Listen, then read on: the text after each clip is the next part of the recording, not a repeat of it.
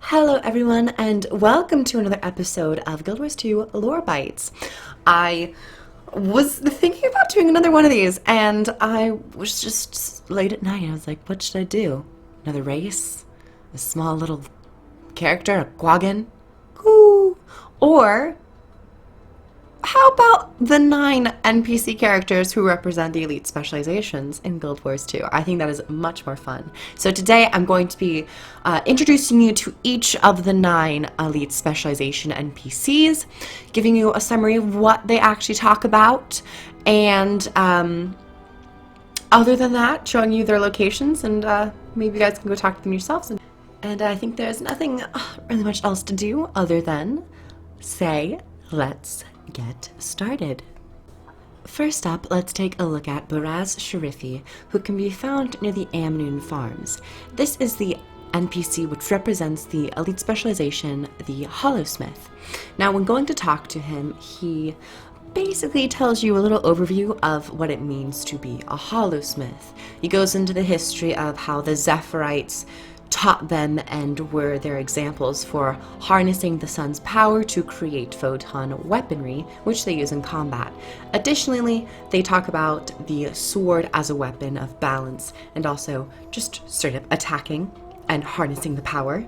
And after the sword, he talks a little bit about his daytime job, which I found very interesting, considering I sometimes forget that NPCs or characters of Tyria will have day jobs, and apparently Hollowsmiths tend to work in cities to help improve functions and technology in such cities. Second up, we have Noreen Dabish, who represents the Mirage Elite Specialization, and she can be found near the Temple of Cormyr. And I actually really loved talking to her when I first came across her. She seems quite quirky. She talks about creating a bridge to cross, but that she can't do that. She only makes mirrors. So it was just a nice little fun introduction, especially for a Mesmer NPC. But to get a little bit into what she talks about, she of course talks about mirage magic, harnessing the magical powers of the sands, which are in the Crystal Desert, and summoning mirrors and using mirage cloaks to survive in combat. Definitely gives you a lore flavor for the actual class. Additionally, she talks about the axe, as it is more meaningful when compared to a sword or a great sword. It's more for the nomadic individuals, and additionally talks about how they have kind of grabbed some of the mechanics from local thieves and their deceptions and ambushes, which is really nice to see that kind of cross-profession blending. And finally, she talks about her hobby/day job, which is painting, and sadly, her mirage magic does not help her with painting. Third up, we have Tamela Okar, who represents the Spellbreaker Elite Specialization, and she can be found near the Salt Flats in the Desert Highlands. I think this one might have been the one which I found later in my initial playthroughs of Path of Fire, but she talks about how Joko has crushed the Sun Spears, and the Spellbreakers have kind of rekindled what it means to resist Palawa Joko's reign, and how instead of using spears, they use daggers to symbolize the previous Sun Spears. Basically, she talks about the functions of Sun Spears in terms of debilitating their foes, cutting at the weave of magic, and stripping their enchantments and enhancements, which I thought was always really cool. And it kind of put me in the mindset of like, what does it mean to be a spellbreaker? Do you see magic like on their body? Basically, it's just a lot of training, which is always nice, a nice lore. And additionally, she talks about how she's always on the run and how sometimes spellbreakers get together to launch some guerrilla assaults on Awakened, which is always great. Show the resistance. I don't think she has really much of a day job other than being an active member of politics and being very vocal and outspoken. Next up is one of my personal favorites for some obvious reasons. We have Roni Gehianu. These names I might be butchering, and I apologize. But he is the NPC which represents the Firebrand Elite Specialization. I like his just location. He is in near Winter's Teeth in the Desert Highlands, and in a very snowy area. Yet he's a firebrand, and he's in the desert. I mean, he's by a fire, I guess, but still, I'm like, aren't you cold? And you're not really wearing a lot to cover up. But I really enjoy his character.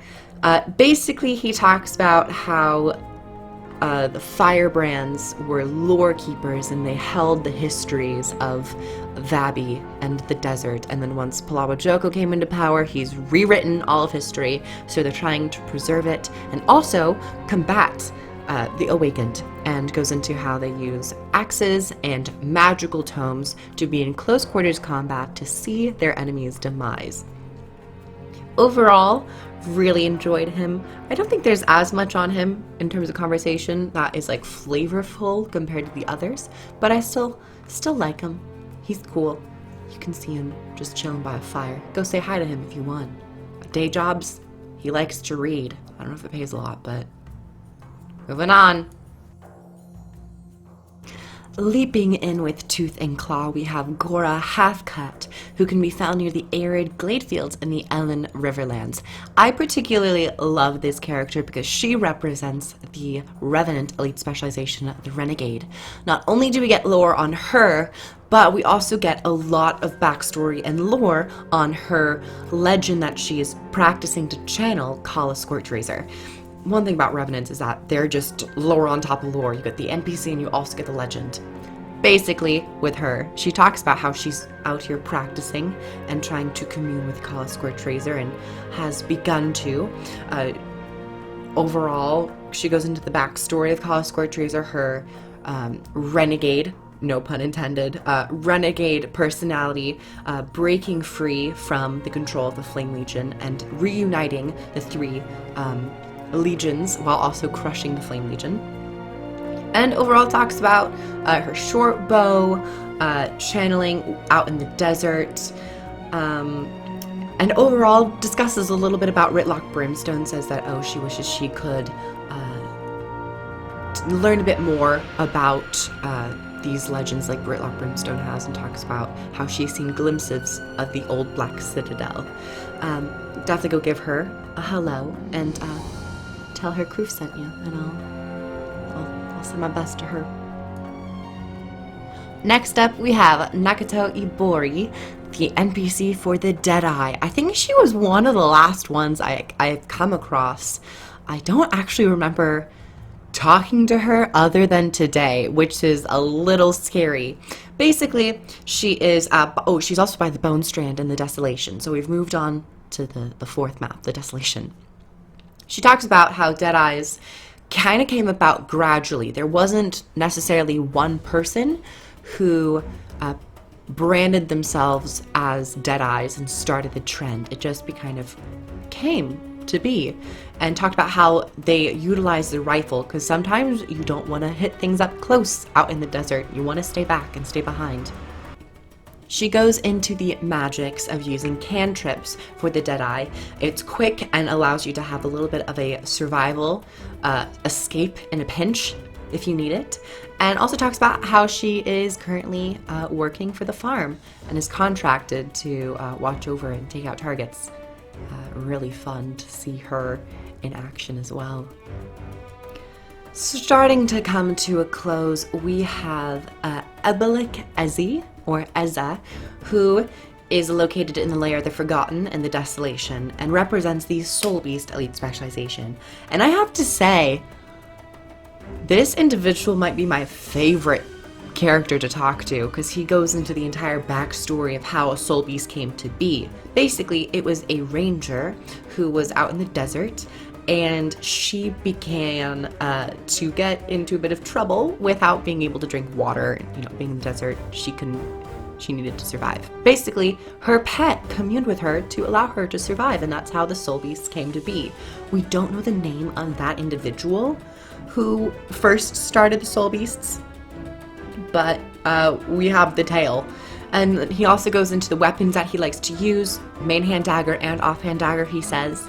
It also goes into the process of communing with a pet and how he is currently trying to be the first to befriend a Hydra and probably commune with a Hydra, which would have been an awesome pet for Path of Fire, but I totally understand because that might be a little overpowered. The penultimate character, Akesi Juni, is the NPC for the Scourge Elite Specialization, and she can be found in no place more befitting of a Scourge, in the Necropolis, which is also located in the domain of Thabi. She's also one of my favorites to talk to just for the background on the Scourge. Basically what had happened was Palabo Joko was the Scourge. No one really knew it until he started wanting followers and to teach people. So basically he taught them how to be Scourges, and then they were like, oh, we don't really like you. So they kind of like defected and started to hate Palabo Joko, and also they are now wanted and being sought after and hunted, so it's not fun. Additionally, Akesi goes into the process of summoning shade and using the life force to protect allies from afar and strike enemies from afar as well. She talks about how the torch is a symbol for these Scourges, and also talks about just enjoying the Necropolis and how she thinks that this area is kind of like not really touched up, and she wants to give it a little bit more appreciation, which is very befitting of a necromancer. Okay, moving on to the final one. And finally we have Valerian Oyakan, who can be seen walking around Ventendi Academy. And I gotta say, he's a little bit difficult to find because he'll be at different spots at different times.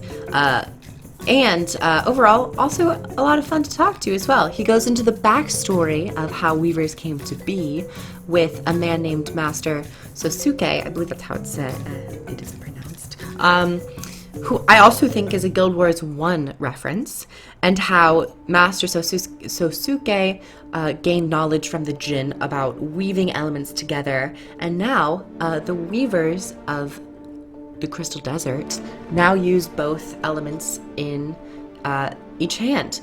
And additionally, he talks about using a sword, and despite going in close quarters, you can maneuver and use stand skills to better defend yourself.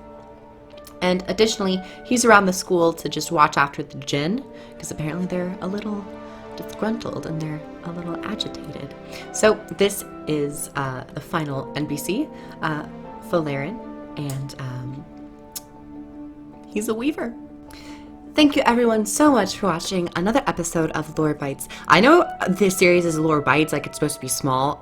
This ended up being a bit longer of a video because I did have 9 NPCs to cover, but I hope you guys enjoyed. Just to mention, each of these NPCs will probably fight if there are events going on around them and or enemies around them. So if you want to go watch them just partake in combat with you, if you're doing an event, that's great. Thank you everyone so much for watching. Like the video if you liked it, if I can talk. Subscribe for more Guild Wars 2 content and content on other games, and comment below on your thoughts on maybe some lore or any recommendations you'd like to see for another Lore Byte video. Once again everyone, thank you for watching. All links are down below, and just to say, I'm sorry if the video quality is a little weird. I had some, my video software crashed and I didn't fix the settings until now, so if it comes out a little weird or grainy, I'm sorry. But thank you for watching, and we'll see you guys later. Bye everyone! Down below I have links to all things Guild Wars 2 for free-to-play players and expansion players alike. So if you or a loved one are interested in playing Guild Wars 2, check the links down below and begin your adventure in Tyria today. See you in game!